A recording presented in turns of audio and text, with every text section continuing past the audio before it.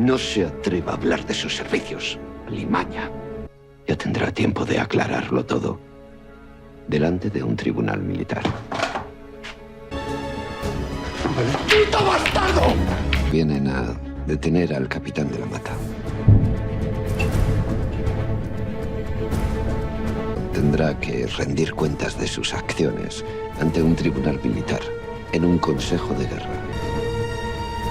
Y finalmente ha ocurrido lo que muchos estabais esperando desde hacía años y años. Lorenzo de la Mata ha caído. Y algo me dice que no va a terminar muy bien ese consejo de guerra que el tribunal militar va a hacerle en los próximos días, pero juraría que fuera de cámara. Juraría que Lorenzo, si lo vemos una vez más, será en el capítulo del próximo lunes, en la primera escena, para ver el final de su detención. Y que bueno, pues como en el caso de Cruz que tenemos ahora, pues su estancia en prisión, su juicio y tal, todo va a ser fuera de cámara. El juicio de Cruz, por cierto, me habéis preguntado mucho que si ha sido, que cuándo es. Ese juicio, el abogado de Cruz, lo último que se nos dijo es que está intentando retrasarlo lo máximo posible porque a Cruz inevitablemente la van a condenar a muerte y el abogado lo que está haciendo es jugar todas las cartas que puede para retrasarlo y conseguir un poco inclinar la balanza a favor de que se le conmute la pena capital por una cadena perpetua.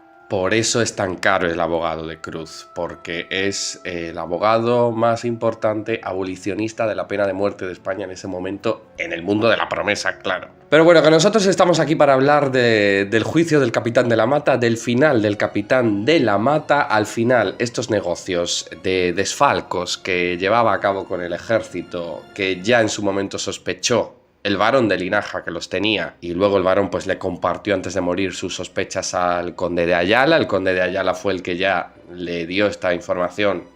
Bueno, nos la dio a nosotros los espectadores. Y después de tantísimo tiempo, vamos, prácticamente un año después de las amenazas de Ayala, llega por fin este coronel Fuentes, gracias al chivatazo de Curro, para destruir al capitán. Vamos a hablar de este final, vamos a hablar de los crímenes de Lorenzo, vamos a hablar un poco de qué puede pasar ahora. Vamos a hablar de muchas cosas, pero antes, como siempre, pues soy vuestro Juan, vuestro Cienfuegos, el único, el original, el que sabe de lo que habla, aquí desde mi nuevo hogar en Madrid. Uno más. Esperemos que el definitivo, por Dios. Aquí muy cerquita de Plaza España, estoy montando mi nueva habitación, muy contento, la estoy decorando un poquito, me he puesto aquí en el escritorio, lo he puesto en Instagram, que alguno ya lo habrá visto, un facsímil del Buen Pastor de Murillo, para que me mire mientras trabajo. Es este cuadro que estará saliendo en pantalla para quien no lo conozca. Que bueno, nada, eso, pero que soy vuestro Juan, vuestro Cienfuegos, que me dejéis un buen me gusta, que os va a encantar el vídeo, que os suscribáis si no lo estáis. Y por supuesto, recordad que tenéis disponible mi novela Postbellum, un thriller lleno de pasión ambientado en la España de los años 20, la novela de época que queréis, la que vosotros queréis, que si la habéis leído y os ha gustado, pues por favor dejadmela en 5 estrellitas en Amazon, que me ayuda muchísimo, y también un breve comentario explicando por qué os ha gustado, que eso ya me ayuda todavía más. Volviendo a lo que nos ocupa, la detención de Lorenzo y el final del capitán de la Mata. A ver, he visto a gente decir que, hombre, que preferiría que el final de Lorenzo viniese por otros crímenes más graves que sabemos que ha cometido. Pero es que al final aquí lo que importa es qué crímenes se pueden demostrar.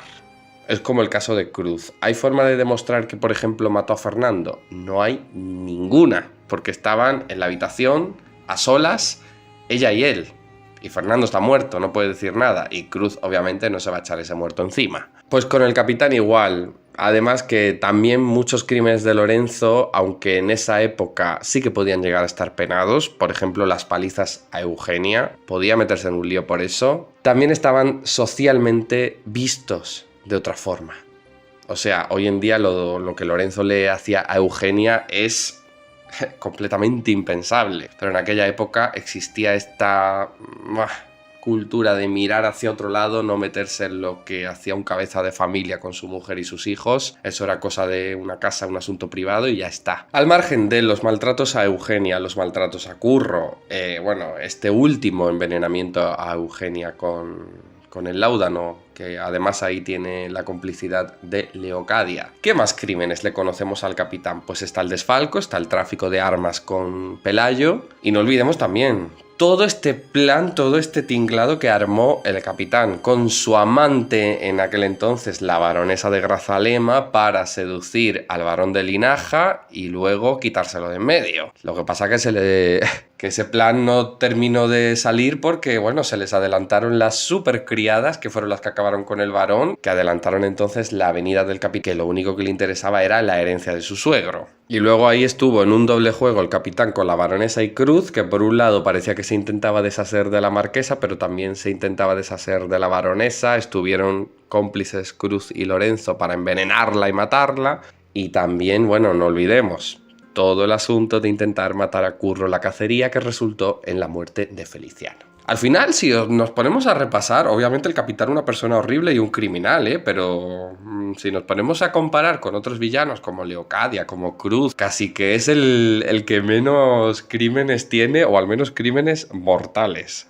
Pero bueno, de lo que hay pruebas es de este desfalco, bastante grave, bastante peliagudo para la época y para el ambiente castrense de los militares, así que yo auguro que este tribunal que le van a hacer, este consejo de guerra, no va a terminar bien. ¿Qué puede pasar con el capitán? Desde luego creo que le van a quitar el rango de capitán. Creo que sería lo más lógico, creo que sería lo más interesante. ¿Por qué? Porque al contrario de lo que ha ocurrido con Cruz, que está fuera de la serie, está fuera de la historia, digamos, aunque se la siga mencionando, creo que no vamos a despedir a Lorenzo. Creo que este va a ser no el final definitivo del capitán, pero sí el final de una era, y que en un tiempo volverá a la promesa, en unas semanas, con un papel renovado.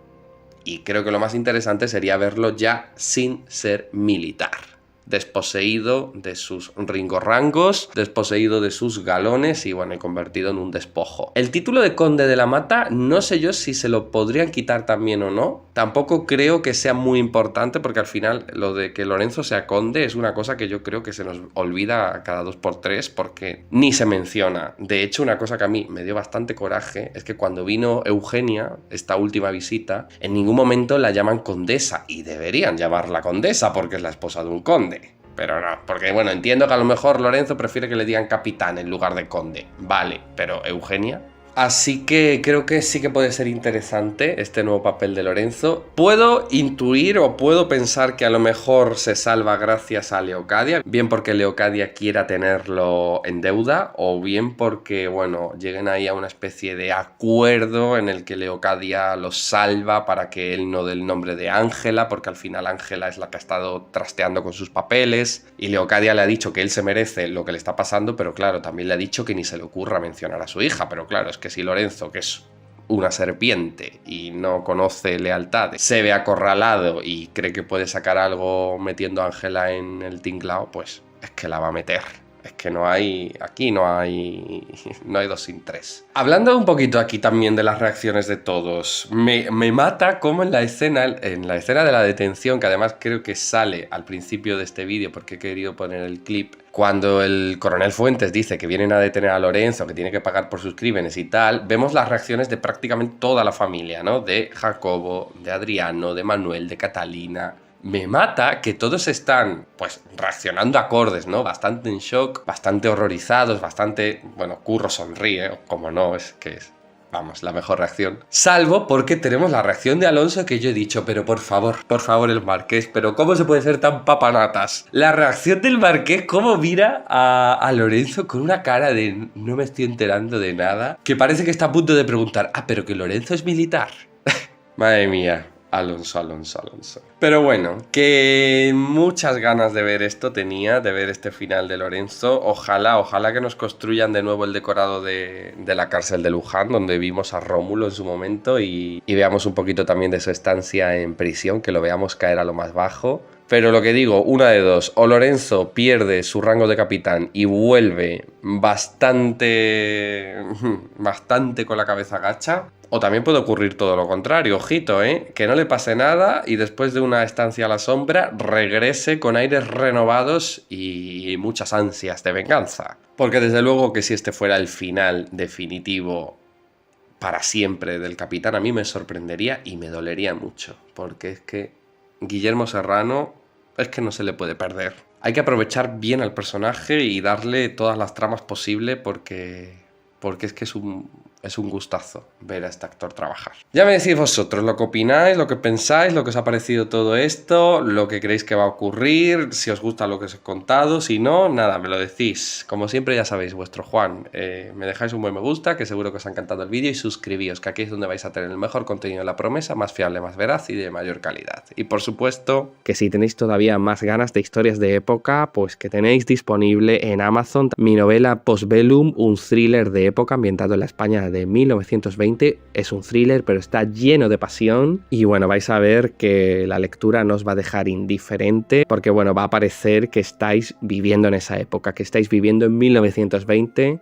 que estáis sintiendo la realidad de ese año día a día y bueno, y que con el vocabulario también va a parecer que estáis hablando como en la España de entonces, con ese castellano, digamos, pseudo antiguo, y tiene pues unos personajes, como digo, súper pasionales, con ese Acacio Alborg que no puede asumir de quién se ha enamorado y que sufre por ello, con ese Eren que esconde tantos secretos, un refugiado de la Primera Guerra Mundial, conflicto que se trata muy bien como lo vivió España entonces, y con una villana que, bueno, es una villana a la altura de Cruz y a la altura de todas las villanas que hemos tenido en las series diarias. Doña Juana Janeiro, una mujer de armas tomar, por supuesto, como siempre, enamorada de quien no debe. Como digo, está disponible en Amazon, tenéis el enlace tanto en la cajita de descripción como en el primer comentario fijado, y yo con esto me despido aquí. Así que muchas gracias por todo y nos vemos mañana con más vídeos. Adiós.